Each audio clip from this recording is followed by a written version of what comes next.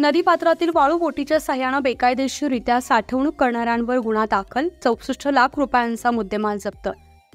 Police अधीक्षक सोमय मुंडे यांनी लातूर जिल्ह्यातील अवैध धंद्यांवर करडी नजर असून स्थानिक गुन्हे शाखेच्या पथकानं दिनांक 6 ऑगस्ट रोजी शिरूर अनंतपाळ पोलीस ठाण्याच्या हद्दीमध्ये अवैधपणे वाळूचा उपसा करून चोरटी विक्री व्यवसाय करण्यासाठी साठवणूक करून मांजरा नदी पात्राच्या परिसरात अडगळीच्या ठिकाणी लपवून ठेवल्याची माहिती स्थानिक गुन्हे शाखेला मिळाली।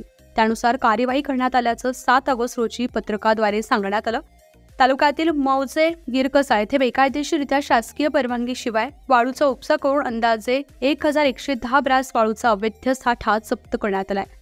तसेच वाळू उपसा करण्यासाठी वापरण्यात आलेले 5 लोखंडी बोटी असे एकूण 64,40,000 रुपयांचा मुद्देमाल जप्त करण्यात आलाय।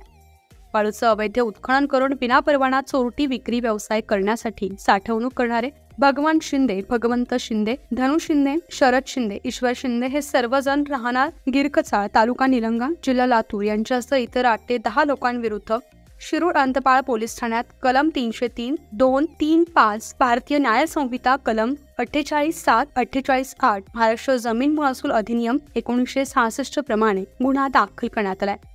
नमूद गुन्ह्यातील आरोपी फरार असून त्यांचा शोध सुरू आहे।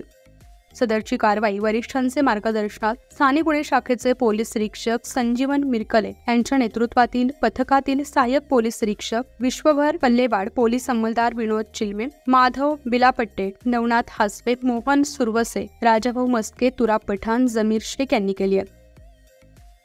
न्यूज 15 मराठीसाठी सुधाकर सूर्यवंशी, निलंगा, लातूर।